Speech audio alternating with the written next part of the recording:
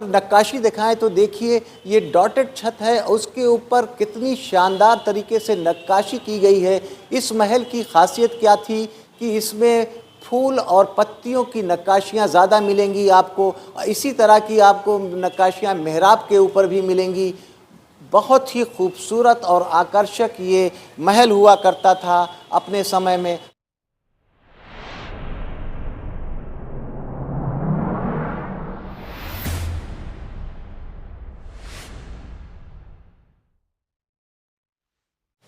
आदाब, नमस्कार दोस्तों, मैं हूं आसिफ। आज आपको उत्तर प्रदेश की राजधानी लखनऊ में एक ऐसा महल दिखाने लाया हूं, एक ऐसी बाग दिखाने लाया हूं। आपको बता दूं कि भारत हमारा कहानियों वाला देश है। यहाँ के हर कोने में, हर जगह पर, हर चीज़ में आपको कुछ ना कुछ कहानियाँ मिल जाएंगी। कहीं ना कहीं ऐतिहासिक इमारत मिल जाएगा।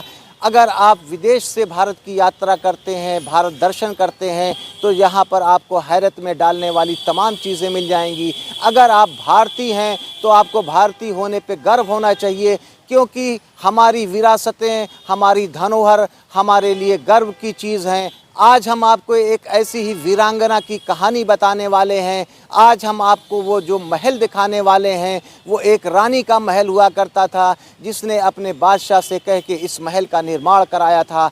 आज हम आपको सिकंदर बाग का महल दिखाने लाए हैं। सब कुछ आपको दिखाते हैं और बताते हैं कि यहाँ पर उस वीरांगना की क्या कहानी थी और इसके निर्माण के पीछे क्या कहानी थी। चलिए एक्सप्लोर करते हैं और दिखाते हैं आपको सिकंदर बाग का महल। सबसे पहले इसकी आप मेहराब को गौर से देखिए। ये पूरी हाफ राउंड में बनी है। उसके ऊपर चूने के प्लास्टर पे बेहतरीन और बारीक पत्तियों की नक्काशी बनी है।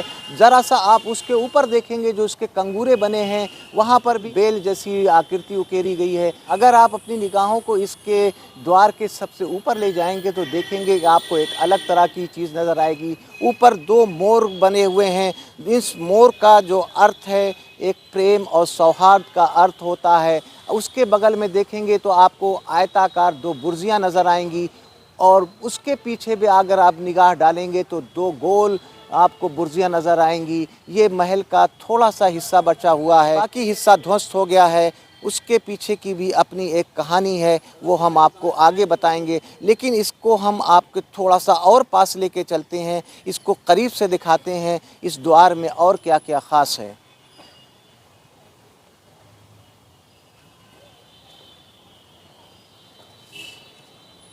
जब हम द्वार के अंदर आए तो हमको दोनों तरफ दो कमरे नज़र आ रहे हैं। ये देखिए, चौकोर सा कमरा नज़र आ रहा है। यहाँ पर उस समय सैनिकों के बैठने की व्यवस्था हुआ करती थी, और इसी प्रकार आप देखेंगे तो हमारी बाईं तरफ यहाँ पर भी ये सैनिकों के बैठने का स्थान हुआ करता था। हम आपको अंदर से अगर दिखाना चाहेंगे तो यहाँ पे देखिए एक छोटा सा दरवाज़ा नज़र आ रहा है, और ये महल भी लखौरी ईंट और चूने का बना हुआ था। अगर हम आपको इसकी छत के ऊपर की नक्काशी दिखाएं तो देखिए ये डॉटेड छत है, उसके ऊपर कितनी शानदार तरीके से नक्काशी की गई है। इस महल की खासियत क्या थी कि इसमें फूल और पत्तियों की नक्काशियाँ ज़्यादा मिलेंगी आपको। इसी तरह की आपको नक्काशियाँ मेहराब के ऊपर भी मिलेंगी। बहुत ही खूबसूरत और आकर्षक ये महल हुआ करता था अपने समय में। हालांकि अब इसका सिर्फ द्वार ही बचा हुआ है, बाकी हिस्सा ख़त्म हो गया है। अगर यहाँ पर हम देखेंगे तो फ्रेंच वास्तुशैली यहाँ पर नज़र आएगी। आपको मैं सबसे पहले ऊपर का हिस्सा दिखाऊं तो देखिए यहाँ पर मछलियाँ बनी हुई हैं। ये अवध प्रांत में सुख, समृद्धि, शांति और वैभव की निशानी हुआ करती थी। ये गेट का मुख्य द्वार हुआ करता था, इसी के माध्यम से महल के अंदर जाते थे। आपको मैं थोड़ा सा इसका इतिहास बता दूं। इस महल के निर्माण के पीछे भी ये बड़ी दिलचस्प कहानी है। अवध के अंतिम नवाब वाजिद अली शाह की बहुत ही पसंदीदा बेगम थी सिकंदर महल, जिन्होंने वाजिद अली शाह से कहा कि हमारे लिए एक ऐसा महल बनवाइए जिसमें हम और आप शांति के साथ रह सकें, सुकून के पल बिता सकें। उनके कहने पे वाजिद अली शाह ने इस आलीशान और भव्य महल का निर्माण कराया था, जो अपने समय में बहुत ही खूबसूरत हुआ करता था। और ये अवध के अंतिम नवाब की अंतिम निशानी के रूप में भी जाना जाता है, क्योंकि उसके बाद 1857 की क्रांति हुई। उसके बाद भारत पर अंग्रेज़ों का कब्ज़ा हो गया, अवध की नवाबियत ख़त्म हो गई, वाजिद अली शाह को गिरफ़्तार कर लिया गया। इसके पीछे भी एक बहुत ही दिलचस्प कहानी है। यहाँ पर एक वीरांगना की कहानी भी है, वो हम आपको आगे चलकर और अंदर चल के बताएंगे। और यहाँ पर देखेंगे प्लास्टर पर कितनी शानदार तरीके से नक्काशी उकेरी गई है, बिल्कुल पान के आकार जैसी नज़र आती है।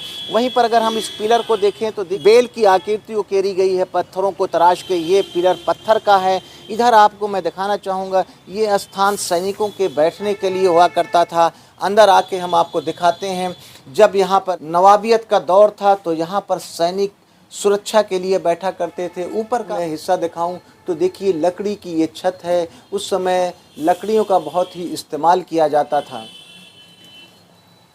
और हिस्सा हम आपको चल के दिखाते हैं।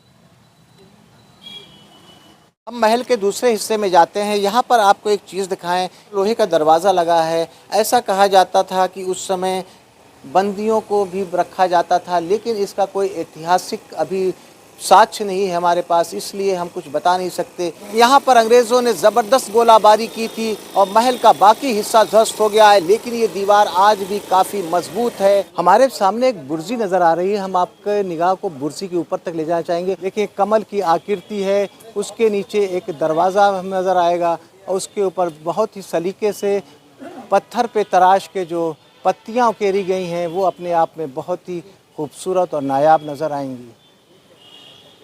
ये भी बुर्जी हुआ करती थी, लेकिन अब ये टूट गया है और एएसआई ने यहाँ पर लोहे का दरवाज़ा लगाकर इसको बंद कर दिया है। यहाँ पर भी आप देखिए तो कितने सलीके से पत्थर के ऊपर ये महीन डिज़ाइन की गई है लाइनिंग के साथ। ये महल जब अपने अस्तित्व में था तो बहुत ही खूबसूरत नज़र आया करता था। यहाँ पर देखें तो मेहराब जैसा आपको कटा हुआ नज़र आएगा। ये भी पत्थरों के ऊपर तराशी गई है। ऊपर नाक के फन जैसी आपको आकृति नज़र आएगी इस मेहराब के ऊपर। हालांकि यहाँ मेहराब नहीं है, यहाँ पर सिर्फ एक डिज़ाइन आपको नज़र आएगी। इधर देखेंगे तो एक इन साइड आपको मेहराब नज़र आएगी। इसी तरह की डिज़ाइन आपको ऊपर भी नज़र आएगी।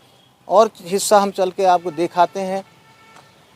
महल की खासियत क्या है, इसकी दीवारें भी अलग अलग तरह की हैं। हर जगह पे आपको अलग तरह की मिलेगी। यहाँ पर उदा देवी की एक मूर्ति भी लगी हुई है, वो भी हम आपको अंदर चल के दिखाते हैं।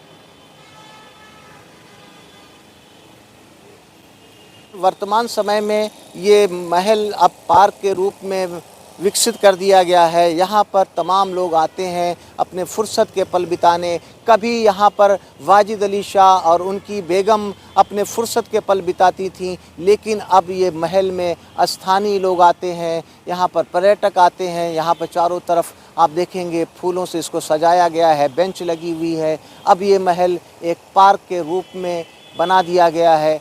सिकंदर बाग का निर्माण वाजिद अली शाह ने करवाया था, लेकिन सिकंदर बाग की कहानी एक वीरांगना से भी जुड़ी हुई है।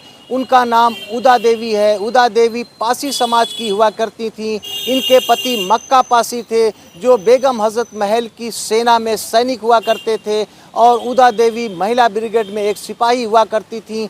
16 मार्च 1857 से पहले उदा देवी एक अनजान थी, लेकिन 16 मार्च 1857 को जब अंग्रेज़ों के ख़िलाफ़ यहाँ पर ज़बरदस्त युद्ध हुआ तो उदा देवी ने बहुत ही बहादुरी के साथ अंग्रेज़ी सेना का सामना किया, और जब उन्होंने 36 अंग्रेज़ सैनिकों को मारा तो अंग्रेज़ उनसे भयभीत हो गए। अंत में यहाँ पर उनको वीरगति प्राप्त हुई, उनको गोली लगी और उनकी मृत्यु हुई। हमारे पीछे उदा देवी की मूर्ति लगी हुई है। इस स्थान पर करीब 2000 भारतीय सैनिक मारे गए थे और काफ़ी संख्या में अंग्रेज़ सैनिक मारे गए थे। और 16 नवंबर 1857 के बाद उदा देवी ने अपनी एक पहचान बनाई, एक वीरांगना की पहचान बनाई। हम आपको उनकी मूर्ति के पास लेके चलते हैं और उदा देवी की मूर्ति को आपको करीब से दिखाते हैं। उनकी याद में इस मूर्ति की स्थापना की गई थी। यहाँ पर ये पत्थर भी लगा हुआ है जिसमें लिखा है कि 1857 के गदर में 36 अंग्रेज़ों को मारकर शहीद हुई। दोस्तों, आपको बता दें कि सिकंदर बाग को हॉन्टेड प्लेस भी कहा जाता है, इसको प्रेत बाधित भी कहा जाता है, क्योंकि कहा जाता है कि यहाँ पर काफ़ी अंग्रेज़ सैनिक और भारतीय सैनिक मारे गए थे। लेकिन आज हमने सिकंदर बाग का पूरा एरिया देखा, एक एक चीज़ एक्सप्लोर किया, ऐसी कोई भी चीज़ें हमको नज़र नहीं आई हैं। सनराइज़ से लेकर सनसेट तक ये पार्क खुला रहता है और रात में ये बंद हो जाता है क्योंकि ये प्रेत बाधित है, लेकिन ऐसा कुछ भी यहाँ पर नहीं है। आप यहाँ पर कभी भी आइए, ये पूरी तरह से एक पार्क के रूप में अब बन गया है। कोई भी हॉन्टेड चीज़ें यहाँ पर हमको नज़र नहीं आई। दोस्तों, आज हमने आपको सिकंदर बाग का महल दिखाया, इसका इतिहास बताया, इसके निर्माण से जुड़ी बातें बताई और यहाँ पर शहीद होने वाली उदा देवी के इतिहास और उनकी वीरता के बारे में बताया। उम्मीद है कि आपको हमारा ये वीडियो पसंद आया होगा। अगर आपको हमारा ये वीडियो पसंद आया तो आप हमारे चैनल हिस्टोरिक आसिफ को लाइक कीजिए, सब्सक्राइब कीजिए और इसी प्रकार के ऐतिहासिक स्थानों के देखने के लिए हमारे साथ जुड़िए। इजाज़त दीजिए, फिर मिलते हैं किसी नए स्थान पर कुछ नई चीज़ों के साथ। तब तक के लिए जय हिंद, जय भारत।